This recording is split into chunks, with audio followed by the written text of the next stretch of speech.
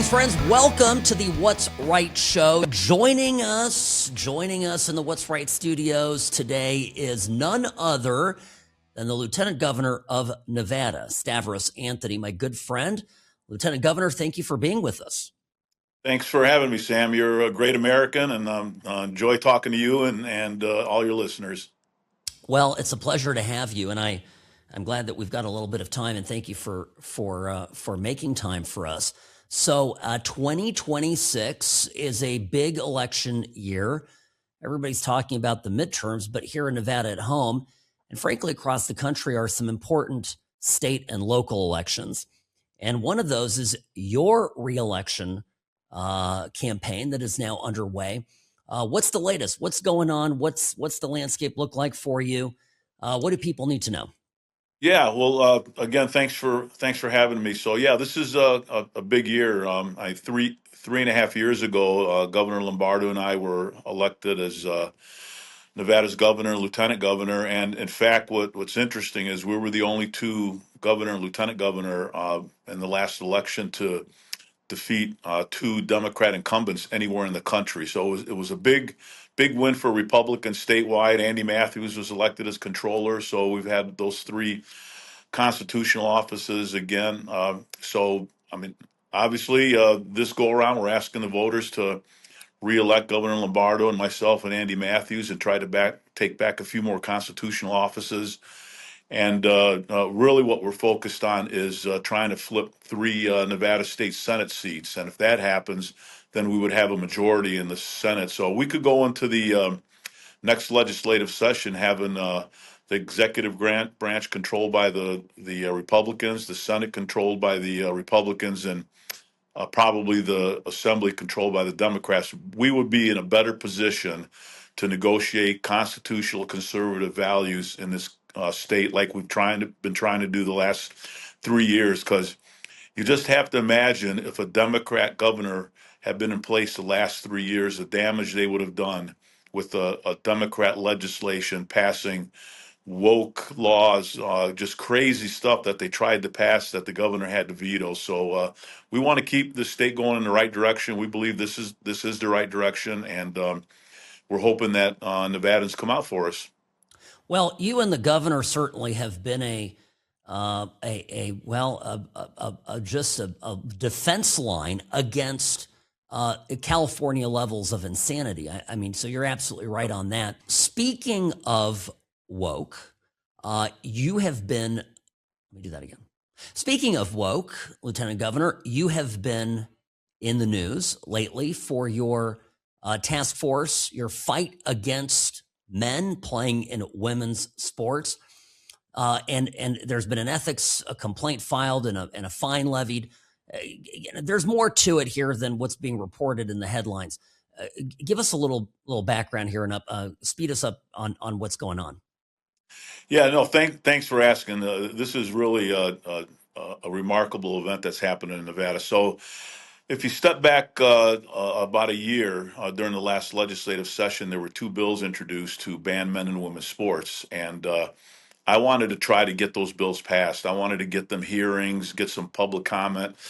So, and in fact, it was very relevant because we just had a UNR volleyball women's team that decided to forfeit a game that had a man on it from California. And I'm very proud of those women and how courageous they were. And they took a lot of flack for what they did, but they did the right thing. So I decided to form the Lieutenant Governor's Task Force to protect female athletes. I found a chairwoman. We put around 20 women on it, and I basically turned it over to them and said, listen, I'm here to support you. We need to work together, but you're going to take the lead on trying to get this legislation passed. So we had a rally in Las Vegas and Reno. We visited legislators. We made public comment wherever we could. And the bills did not pass, but one of the outcomes was the NIAA, which is the governing body for high school sports. We were able to get them to ban men and women's sports on a high school level. And that was a big win for Nevada, and that's the way it is today. And unfortunately, the Democrat Party hates my guts for what I've done here. They hate me for starting this They do. They hate me for this task force. They hate me for standing up for women. We did not get one legislator that supported those two bills. So they've been coming after me quite a bit. Yeah. Well, look, I mean, but by the way, that win came in April, I believe, of last year. So you got that done, and I would add that since then the tide has turned on this nationally. The entire trans debate, is it's shifted, and in part because of people who, like you, took a bold position on this, relatively early on.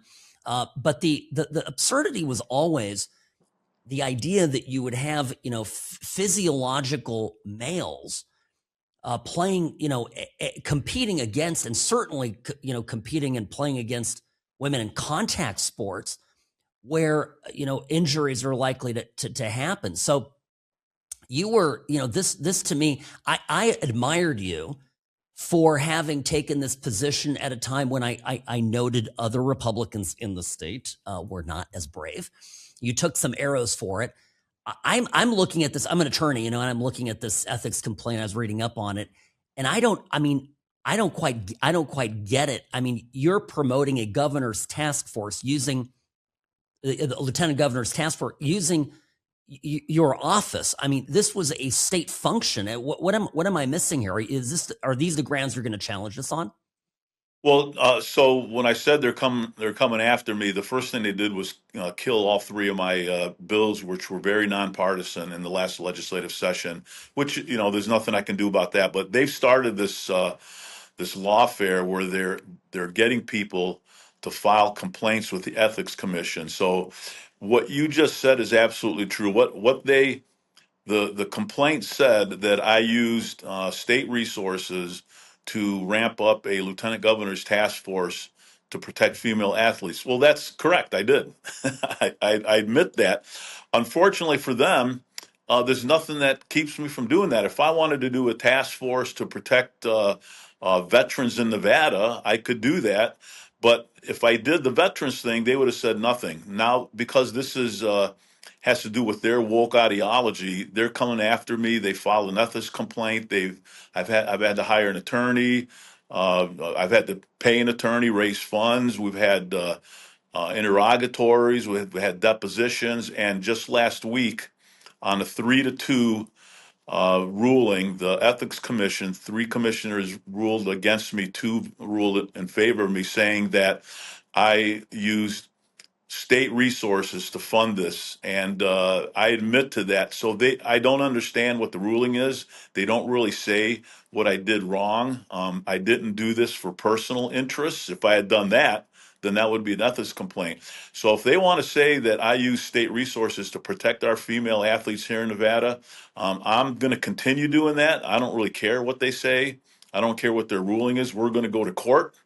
I have to wait for their written deposition to come back. In the next 30 days, they have to give me a written ruling on. So I can't wait to read what that's going to be. But this is harassment to try to get me to back off. I am not backing off. I want Nevadans to know, and I want female athletes to know that I am going to fight for them to make sure that we do not have them play against men in sports. Because as you mentioned, it's not safe, it's not right, and we should not have this in Nevada. I mean, the entire reason that we have Title IX and that we have taken steps to protect female athletes is to allow for them to compete and have their sphere of competition that's equal to men. And this has been a longstanding fight in our country, and it's frankly was once upon a time a liberal position. But as with many things, the left today has gone so far left and frankly out into outer space that now we as conservatives are the common sense people, and they're the ones that are just have completely lost the plot. So I agree. I just want everybody to know I'm looking at this, and I fundamentally do not understand how, if you are exercising the core functions of your political office, are expending resources from your office on that core function, how that poses any kind of a legal a problem. So I anticipate you're going to win that. And of course, Yes. the entire objective here is to drain you of money and to muddy you up going into your reelection fight. Good news is The issue itself, an 80-20 issue, and I think the wind is certainly behind you on this. All right.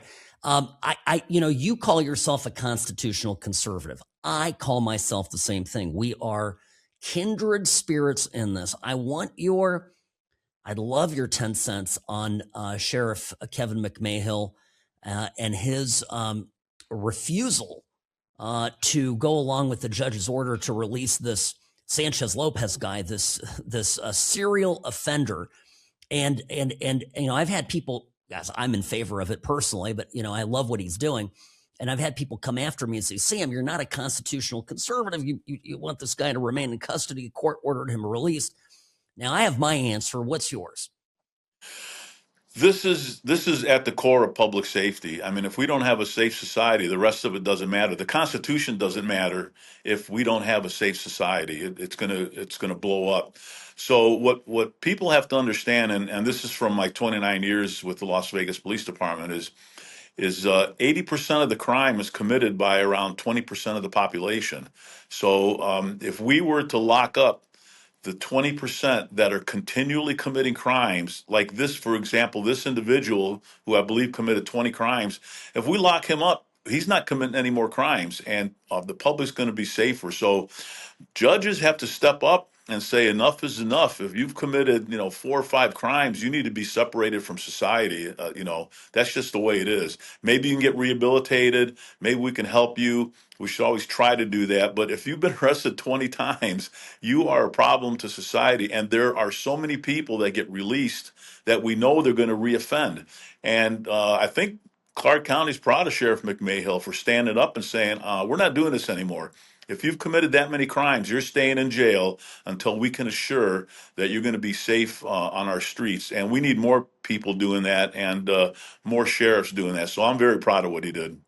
Yeah, and you were in the department a long time. I don't know how long this was the policy. My understanding is that if a suspect, a charged individual who's been arrested, is being released out on electronic monitoring, that it is the responsibility, or actually the right, of the sheriff to determine whether he is eligible for that and whether he's suitable for it. There's a suitability requirement that the sheriff has to attest to, because ultimately it's LVMPD that vouches for the monitoring, and that suspect, that charged individual, is being, the defendant is being kept under surveillance, and this guy had a history of evading surveillance when he was out on electronic monitoring before. So what's your understanding of this? Am I in the right ballpark on this? Absolutely. I mean, he is in the custody of the Las Vegas Metropolitan Police Department, awaiting whatever charges he's awaiting, and it's the police department's responsibility to make sure that he is kept safe and the public is kept safe from him. And if they believe that he's going to be in a position where he is going to be a safety risk for the public, then the jail has the duty really to make sure that he's separated. We don't want him showing up at somebody's house and breaking in and killing somebody, and the jail has to be responsible for making sure that doesn't happen, and they take that job seriously. So for the sheriff to look at that and say, I'm not letting this person out. This person is a flight risk, is a public safety risk. I'm keeping him in custody. We need to do that a lot more often. Yeah, I mean, as a lawyer, again, I look at it and I say, well, it's not like the judge released him with no charge. Not like the charges were dropped. So he's still a defendant in an open criminal case. So he's, as you pointed out, this is exactly right. He's in the custody of LVMPD. Metro has a duty to keep the public safe. The sheriff made a determination here. It's all, in my opinion, very constitutional. More broadly, and zooming out on this, why does the left want criminals out on the street? What the hell is this all about, Lieutenant Governor? Explain it to me. Yeah, this is absolutely mind-boggling to me. The Republicans want to deport people that are, first of all, that are here illegally committing crimes, and then second of all, if you're here illegally, you're overstayed your visa, then you need to be deported. I mean, that's just the federal law. But even to even starting with deporting illegals that have committed crimes, the Democrats oppose us. They support people here illegally that commit crimes. That is absolutely mind-boggling to me. That is a complete reversal of federal law. 80% of the people in this country want illegals deported that commit crimes. I mean, that they just don't want them here because they're causing trouble. The reason I believe is they're trying to change their voting base, their constituent base. They know that they're wrong on the ideas.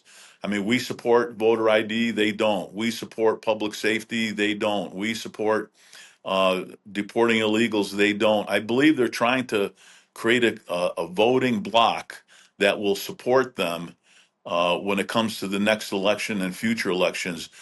They do not want people to show citizenship or ID when they vote, and that is because they want to drive them to the polls, get them to vote, and continue their crazy policies. So this is really kind of a diabolical undermining of our democracy and our election system, and we need to fight them 100%. And that's why one of the initiatives on the ballot in November is voter ID.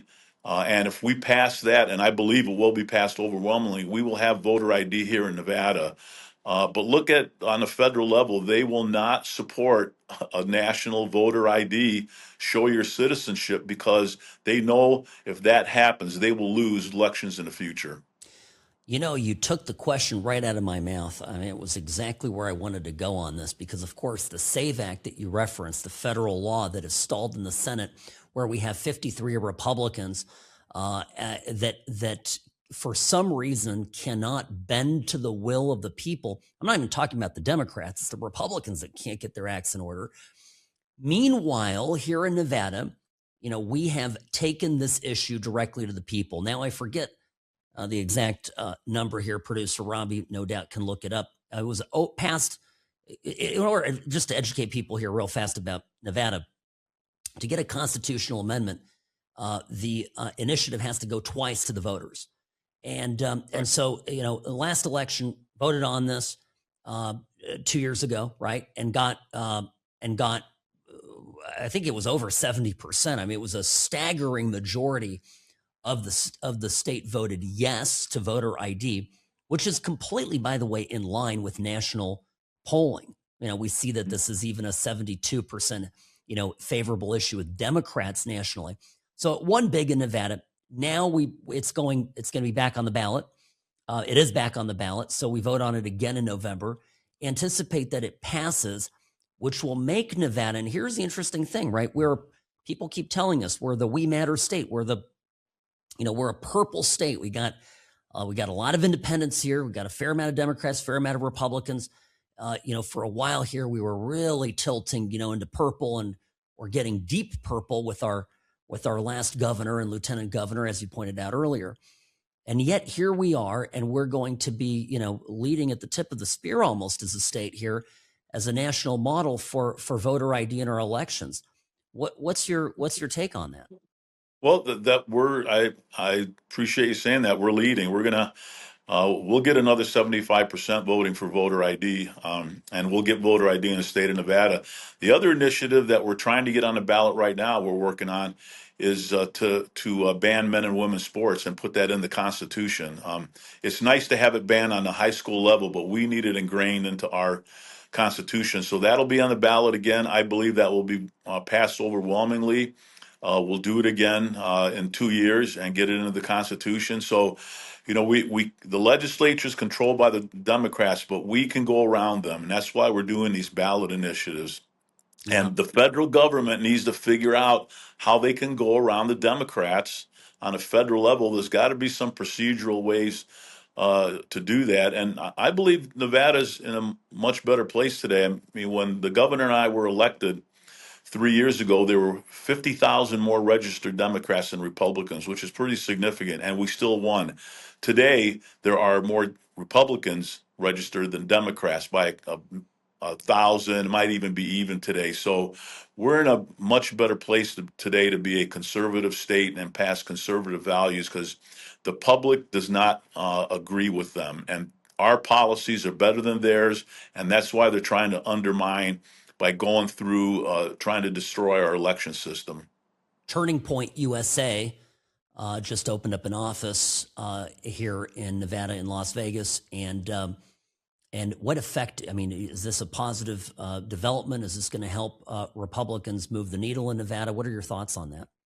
Well, they say they're coming here to work. They're coming here to knock on doors. They're coming here to go to groups and talk to them about why Republican constitutional values are better than the Democrat crazy liberal values, and I believe they're going to have a big impact. Uh, we though have to keep campaigning and talking to voters and letting them know why we will do a better job for the state of Nevada. We just can't sit back and allow Turning Point to do that. We are glad they're here, but we as candidates, we as the Republican Party need to work with them to get our message out, because our message, I believe, resonates much better than the Democrat Party. So I'm glad they're here. It's just another way for us to reach out to our Nevadans and let them know why we're going in the right direction and why we need to keep going in the same direction the next 4 years. Yeah, absolutely. I always say, the best commercial for Republicans in Nevada is California. Yes. Because even a bad example can be a good example. Right. And all you have to do is look at the insanity next door, and that's why the Sisolak administration. I moved here into Nevada just when that was kind of full throttle, and I thought to myself, I didn't move to Nevada just to have my governor take cues from the idiot who's running California into the ground. And so, I was very glad when you and Governor Lombardo won that last election. Final question here for you, and I appreciate your time again being here on the What's Right show with me, Lieutenant Governor. Is the state of our tourism? There's a fair amount of, I don't want to say doom and gloom out there. Some influencers and other people talking down how dead the Strip is. I live here. I actually have a small place on the Strip, so I spend more time on the Strip than the average, full-time resident of Nevada. I haven't witnessed that personally. The numbers show a dip. There's also some evolution in this. So what's your impression of this, and what is the government to do about this? What is our state to do about this to position our tourism industry the best way possible? That's a great question, Sam, because I know people have been talking about tourism and the numbers are down a little bit, but I've been here for 45 years and tourism goes up and down and sideways, and it changes all the time because Las Vegas, if we're talking here specifically about Las Vegas is changing all the time. We're trying new things. We're trying to transform into something else. I remember a time when we wanted to be a family friendly destination. That did not work. We got rid of that pretty quick, and then we went into the what happens here stays here, and that worked. So we're in kind of a flux right now. The casinos are trying to figure out they should market to, who they want to come here, who they should identify. So we're always being unique. I mean, 10 years ago, sports would not come to Nevada. Today, we have every major sport pretty much in Nevada because of who we are. So to answer your question, the casinos have to do their part to decide who they want, what is really their constituency. And what I can do as the chairman of the Nevada Tourism Commission, as lieutenant governor, is I will continue to market Las Vegas, to market Reno, to market the rest of the state as a great tourist destination, and work with the casinos to decide what is the next thing for Nevada and Las Vegas when it comes to tourism. Yeah, I love this, and by the way, I'm glad you brought up your position on the tourism board, because yesterday I'm looking out of my window. I was on the Strip and I'm looking out of my condo down on the new stadium, on the A Stadium, and it looks great and it's getting built. And then you go on X, which is not the real world, and there are some prominent influencers who are saying it's never going to get done. So we'll end it here. But what's your response as a guy on the inside? It's going to get done. Las Vegas is the greatest tourist destination in the world. We will continue to transform ourselves, get better. The next thing, we will always be reworking Las Vegas and reworking Nevada, and Nevada is always going to be the top tourism destination in the world. I have no doubt about that. Well, Lieutenant Governor Stavros Anthony, thank you for being with us. Please, please, please tell me, well, tell the audience where they can find you, how they can contribute, how they can support your campaign. Where do they go and what do they do?